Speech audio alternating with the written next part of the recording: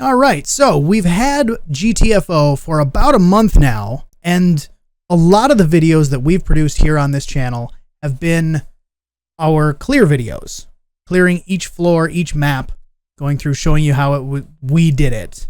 We'll have another video here coming up this week, but I have not seen very much content regarding the weapons. So we wanted to sit down and have a little conversation about the different weapon types, because I see a lot of people are playing this game. A lot of people are doing clears.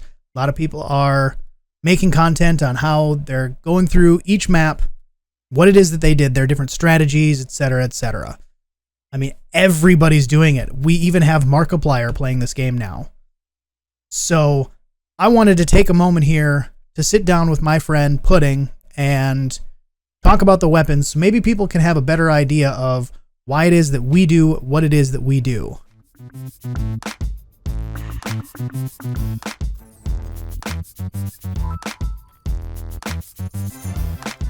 Purpose of this video here, we wanted to discuss the weapons that exist in this game, the weapons, the tools, etc.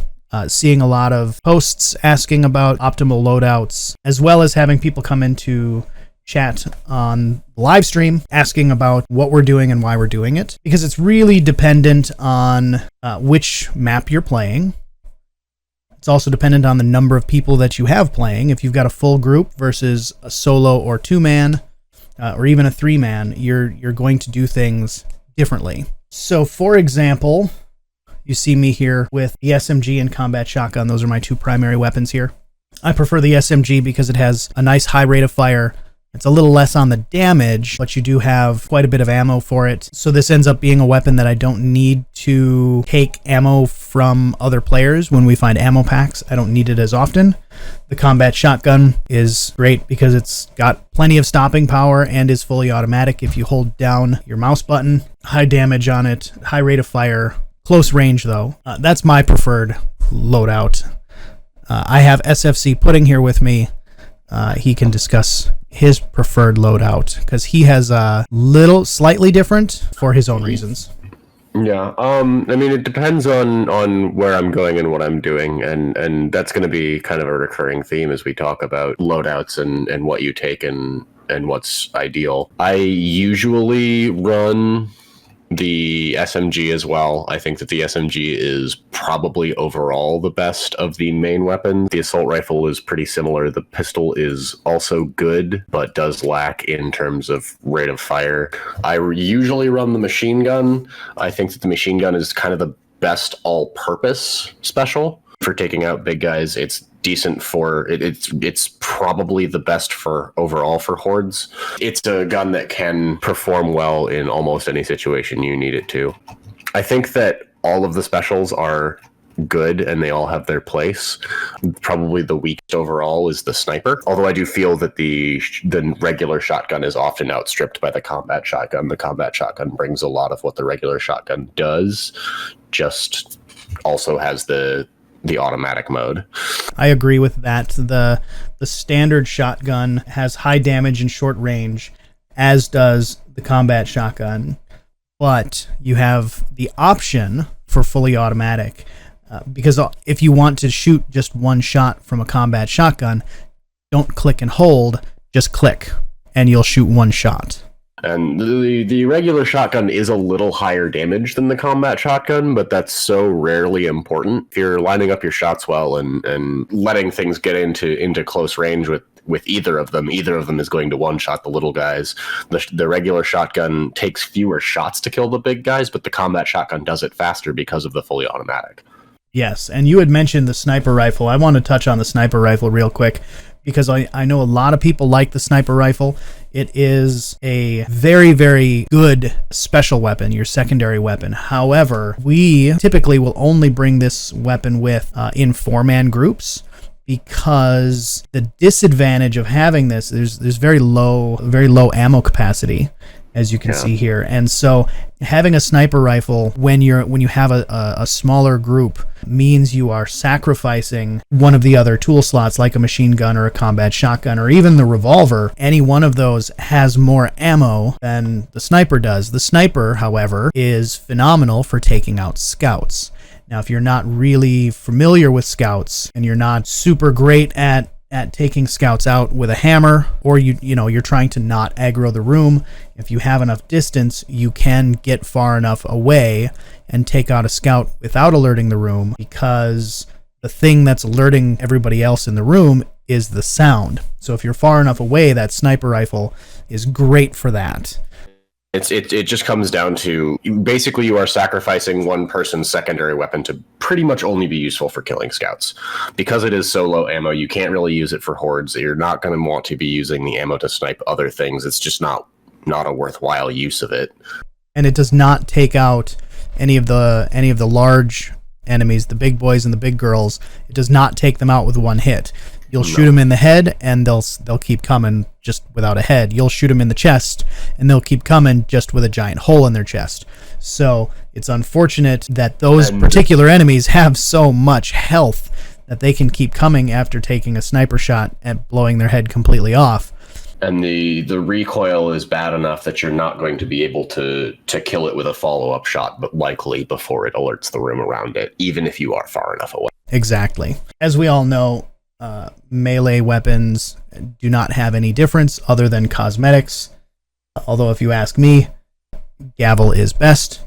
I just love the cosmetic design to it. But let's talk tools here. I posted this over on Reddit. In my opinion, the specific order would be your mine deployer. That's going to be your number one best. Just this is overall. Your mine deployer is going to be your best tool, followed by either of the sentries. That's going to mostly be dependent on A, how many players you have with you, and B, which map you're doing, because the shotgun sentry is solid for taking a lot of the smaller enemies out with a single shot.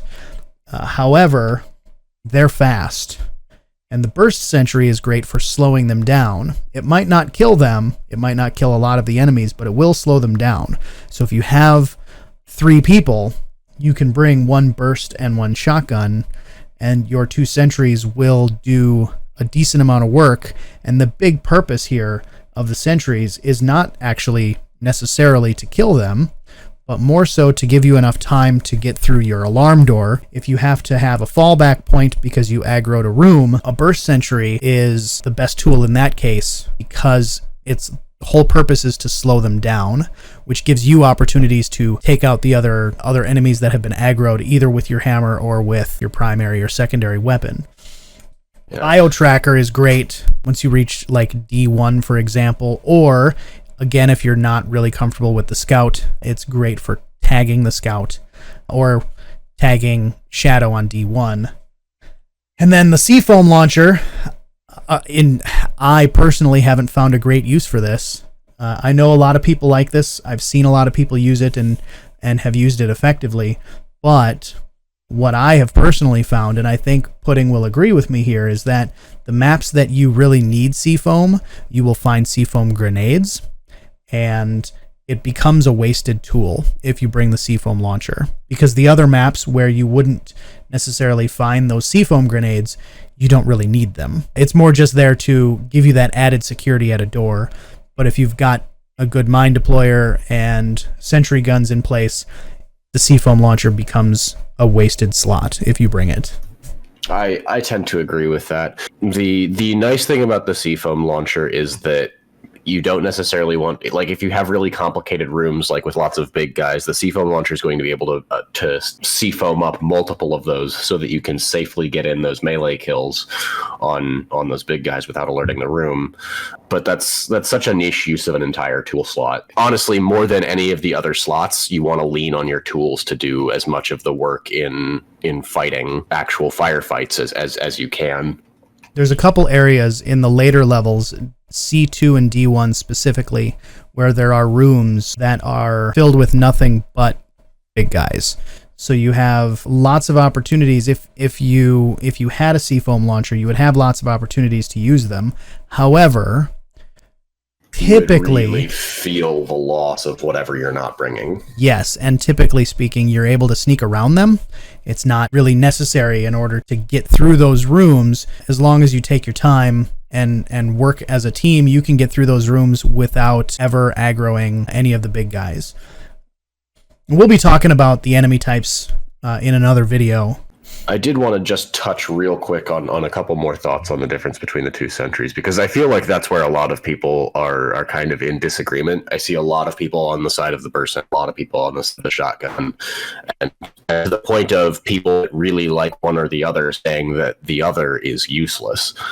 And that's definitely not the case. And so the thing with the shotgun versus the burst is that the shotgun is definitely very useful for killing things, especially in combination with a burst sentry that's slowing things down through a choke. But I have found, in defense of the burst, I have found that when you're using the shotgun sentry, it's going to cull maybe 4 or 5 things from a group of, say, 20.